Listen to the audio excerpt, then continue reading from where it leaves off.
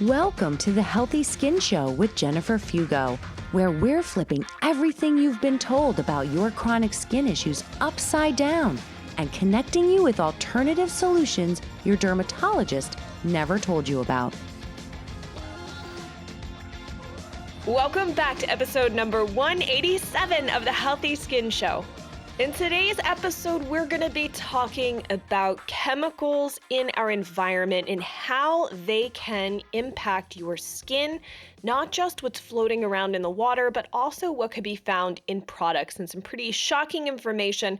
We're having a guest come back. You've heard her before, Lara Adler, and I loved digging into this conversation. I know you guys will love it as well. But first, I want to give a shout out and say thank you so much to all of you who've been leaving incredible 5-star reviews of the Healthy Skin Show on iTunes.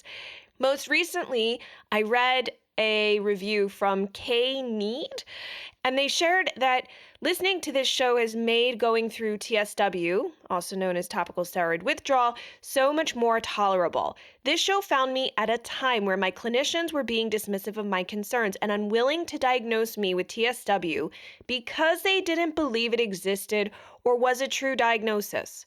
Listening to Jennifer and the clinicians she brings on the show that do believe in TSW gives me hope. Jennifer's kind words at the end of the podcast always warm my heart. I will be sharing this podcast with the TSW community online. Thank you so much for believing in us. Thank you so much for tuning in, and I really appreciate the review. And to be honest with you, the reason that I'm so passionate about sharing in regards to topical steroid withdrawal or red skin syndrome is that I've had clients who have gone through the exact same scenario that you have been through, which is very frustrating for me as part of their support system, watching their symptoms, their concerns, their issues being dismissed. One client in particular was tested for all sorts of random weird diseases, and ultimately we found the documentary preventable, and her watching that documentary really solidified for her what was actually going on. And what was incredibly more frustrating was not only were her concerns upon discovering TSW dismissed, but she was ultimately just handed more steroids, stronger steroids that, for those of you who know about TSW or who have experienced TSW, it's not going to make things any better, unfortunately. So it became very apparent to me that since I have this platform, it is crucial that I spread the message about what's happening. I recognize that there is no official medical diagnosis right now, and to be fair, one could even argue that I'm just a clinical nutritionist. I can't diagnose people with anything anyway, but helping to understand their complex symptoms and how it's showing up in their body and their daily experience can help me better support them.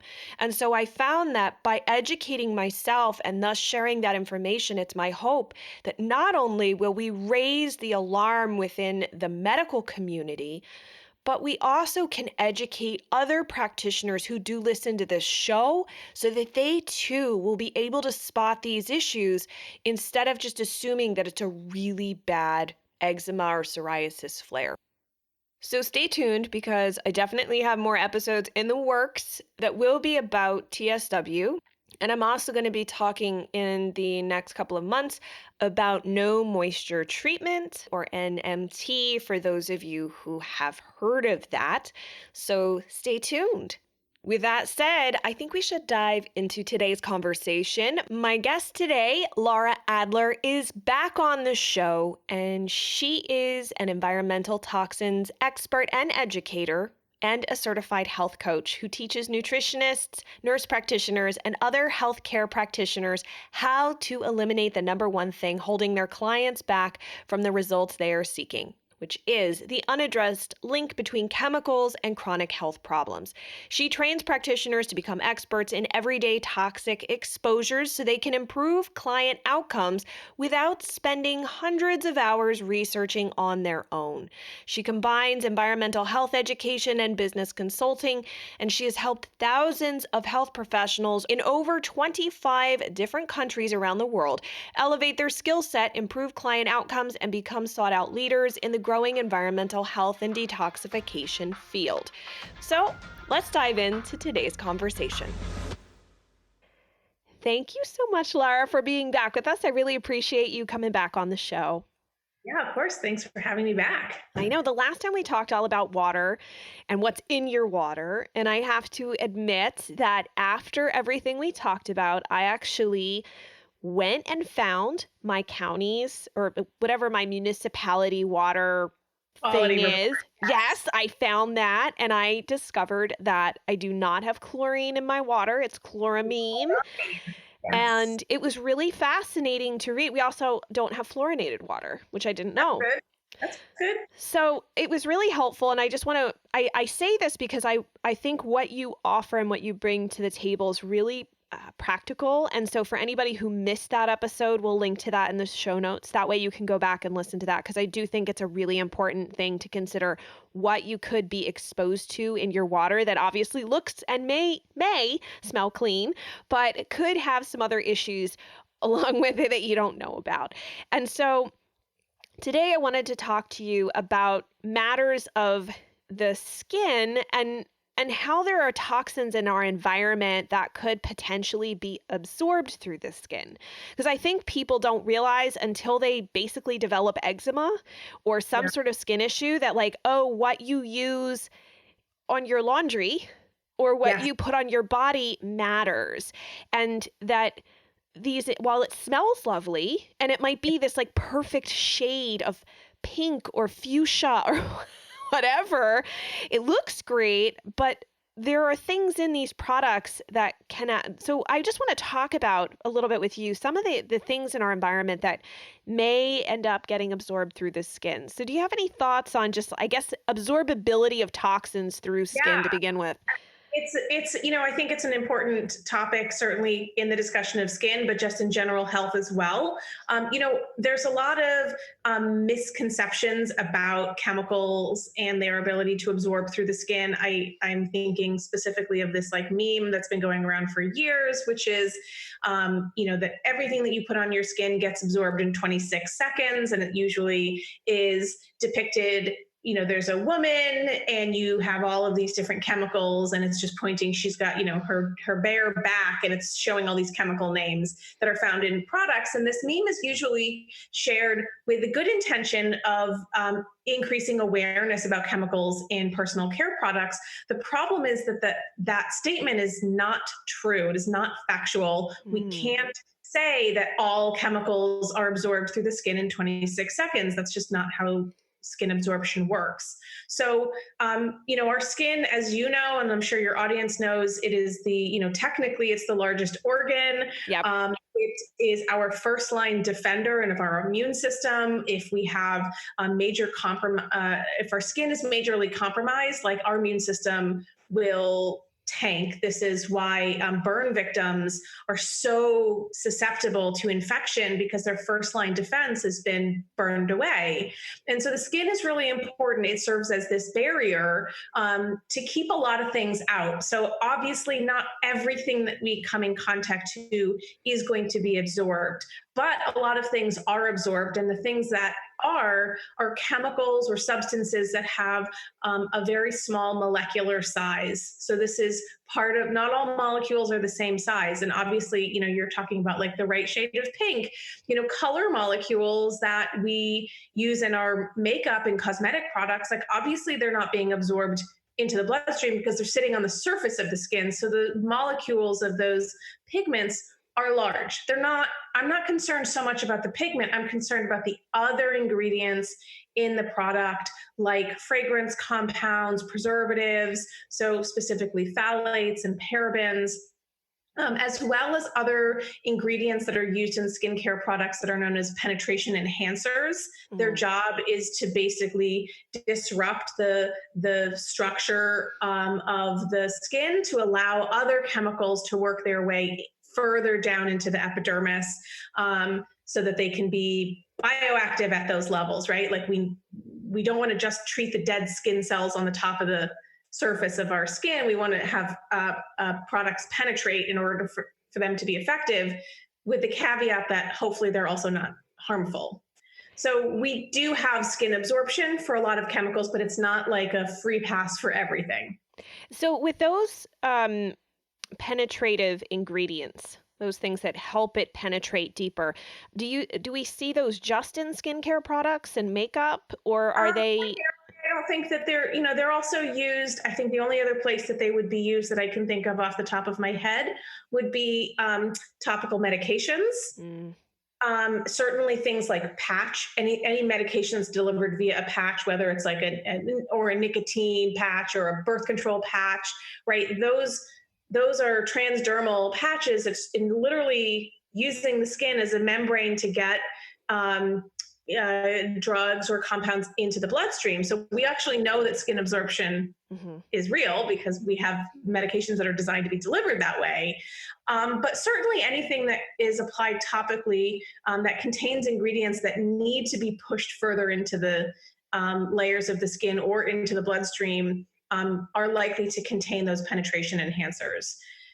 So they're not necessarily toxic in and of themselves. They're just playing a role that's helping other compounds that might be toxic or have negative health effects enter the skin. Gotcha. That's it. That is a very good point to make. So for those who are not familiar with the term phthalates, which phthalates doesn't begin with a T, by the way, it begins with a P. So it's like the most awkwardly spelled word. Yes, exactly. Every time I try and spell it, I'm like, wait, no, that's not it. And then Google helps me. Phthalates. Yeah, it's PH. So try saying PHTH. Yes. Yes. So what are they? Yeah, they're a class of chemicals. There's dozens and dozens of phthalates. They are used for different purposes in different products. They're a plasticizer, so they're found in soft plastics. So think like your shower curtain, a garden hose, sometimes your squeezy ketchup bottle, any kind of plastic that's soft and flexible. Not any kind, many kinds. So that's what its job is in plastics. When we switch to the conversation around personal care products, phthalates are used as a fixative and a preservative for fragrance mixtures. So we don't see the word phthalate on a product label because it's not technically an ingredient in the formulation. It is an ingredient of an ingredient. And that ingredient of, quote, fragrance, that word is a catch-all. There's about 3,000 chemicals, synthetic and natural, that perfumeries have to play with when they're making up a fragrance. A single fragrance probably can be made up of a couple of hundred of different chemicals that make that signature scent. And then phthalates are added to that mixture to make sure that the fragrance is stabilized and that it has a sort of a long life in the product, so that when we wash our hair in the morning and like 12 hours later you can still smell your shampoo, it's because phthalates are fixing that for those fragrance molecules to your hair. The same is true for like laundry detergents and dryer sheets. I think of I don't remember what dryer sheet company, but they have like these fragrance release beads that they market as like, yes, you can wash your laundry and then like 6 months later you can still smell it. And that's a selling angle for them. But I look at that and go, no, you probably just cranked up the amount of phthalates that are present there. And the reason why these are problematic is because phthalates are endocrine disrupting chemicals. They mimic hormones in the human body and can interfere with normal hormone signaling that can lead to everything from, mood and energy issues to increased rates of breast cancer or birth defects or any other hormonally modulated effect, which is like most things in the body, right? And so the body can't tell the difference between real hormones and these phthalates, which from a molecular standpoint, they look almost identical. They look really similar. Now, when we go back to the conversation around skin absorption, and I was mentioning molecule size, the low molecular weight phthalates that are used in fragrances, as their name suggests, they are low molecular weight. Their molecule size is very small and it easily passes through the skin into the bloodstream, which is why 98% of the population has metabolites of these phthalates in their urine, which is indicative of their presence in the bloodstream and in the body. And so this is why these chemicals are concerning. Is they're hormone mimics. Can I ask then, and this might be a dumb question, it might be an easy no, that's not how it works, but you mentioned that like it could be in a shower curtain, it could be in a bottle, the squeezy bottle with the ketchup. Is that a potential avenue for exposure if it's Yes. in the Oh. Yes, it is because if we think of glass, for example, as a structure, it's inert. You can put something in the glass; it's not going to permeate through. It's not going to change the glass in any way. The molecules that make up that glass are very tightly bound together, and there's no breaking it. You actually have to physically destroy the glass to break apart those molecules. Plastics are not like that. So the molecules that make up the matrix or the physical structure of plastic, they're not really tightly bound. So what happens is you have molecules that shed and that fall off. And when we come in contact with them, we can either ingest them or absorb them or inhale them. So for example, when you get a new PVC shower curtain, your plastic shower curtain has a smell. That smell is phthalates. Like you are smelling volatile organic compounds, and phthalates has that very specific plastic smell. If you put on, a Halloween mask, those like cheap, rubbery Halloween, flexible, squishy Halloween masks, they have a smell because they're made with polyvinyl chloride, think PVC pipes. And PVC is very rigid, so they add phthalates, sometimes even lead, as a softener to make that plastic soft and flexible. So shower curtains are certainly, we think of these as sort of like benign objects in the home, but they can contribute to air that has phthalates present in it. And when phthalates are in our air, one, we are breathing them in, but two, they settle on our floor as dust. And so our house dust is actually an exposure vector for phthalates and a lot of other chemicals. And this is most concerning for babies and young children that spend their time on the floor and that put everything in their mouths. So they have hand-to-mouth behaviors that's increasing oral exposure to these phthalates, and certainly pets. I know you're a cat person. I'm a cat person. Yes. Cats are groomers. They groom themselves. And so what they're doing is they're ingesting the chemicals that are in the house dust.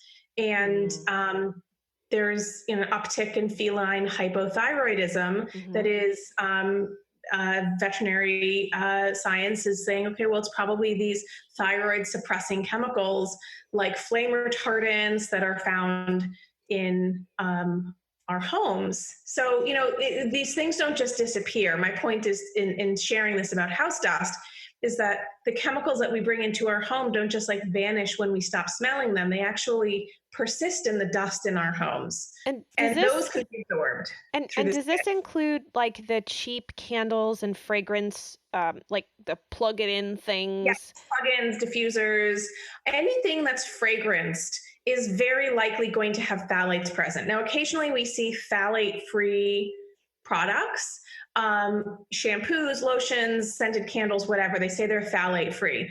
That might be true. There's no labeling requirements, and there's nobody really monitoring whether or not that's actually true. So I tend to kind of take those statements with a grain of salt, unfortunately. But phthalates aren't the only issue in those products.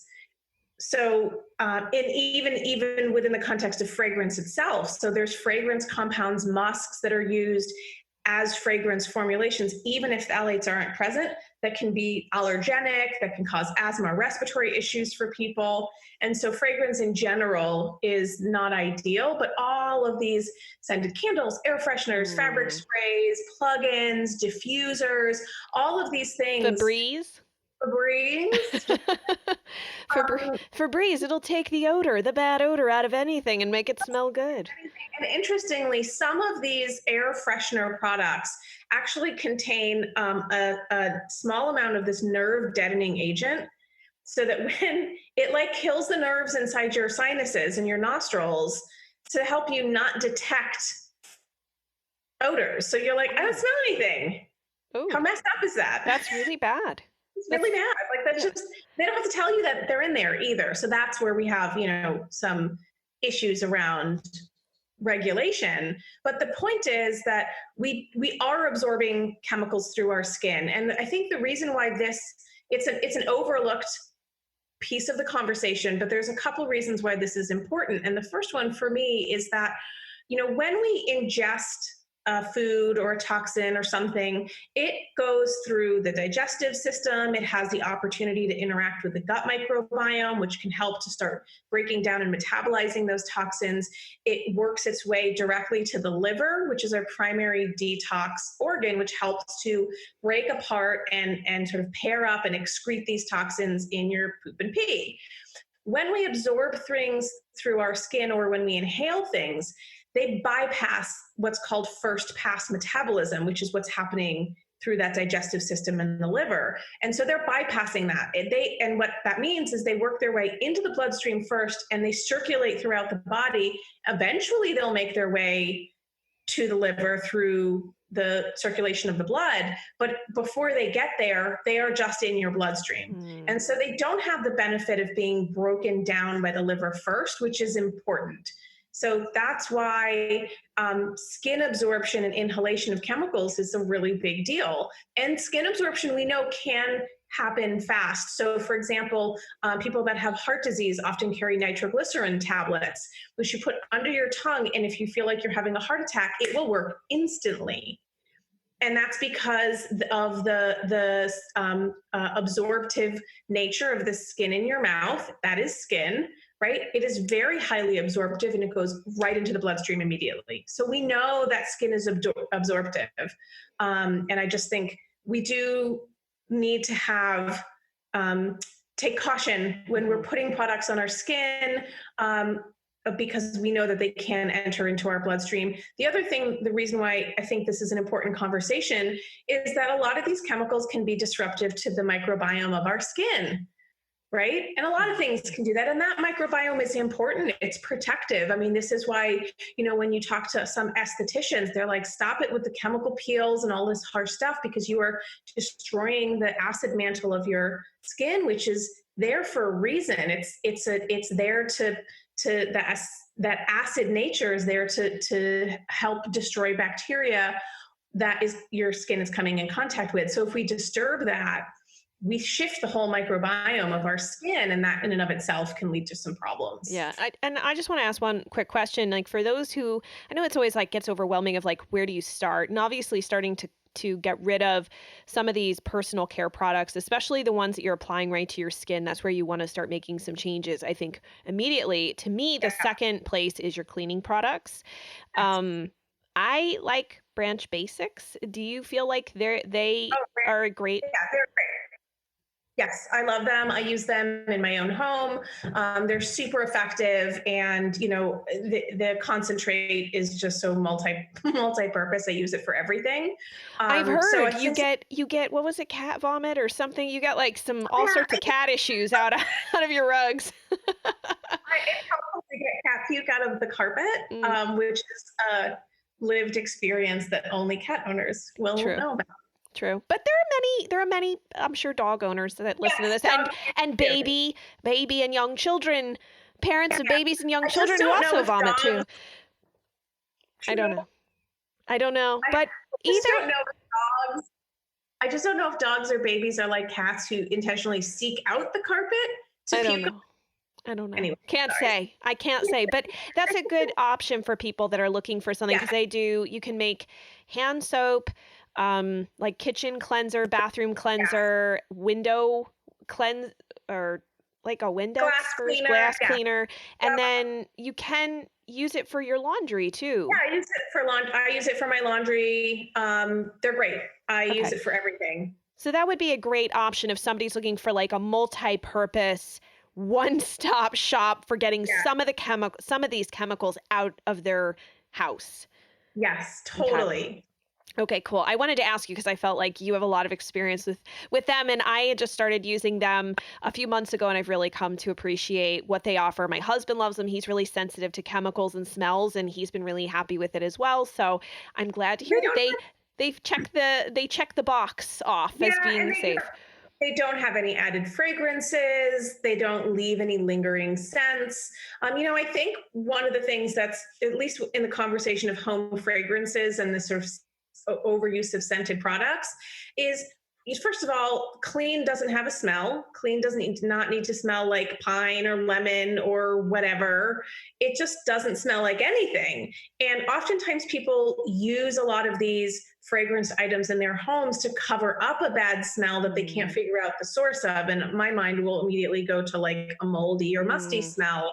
And so we don't want to mask smells. We want to figure out where they're coming from. And you just don't need all of these scented products. If you do want your house to smell like something, you can use a good quality essential oil, a diffuser, and even those I encourage people to use sparingly, because we just don't need to be super saturated in scent.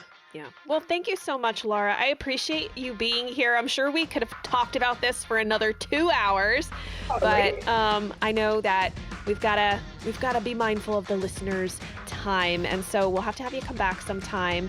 But how can everyone find you? People can find me on my website, which is just laraadler.com, LARAADLER.com, and they can find me on Instagram at Environmental Toxins Nerd.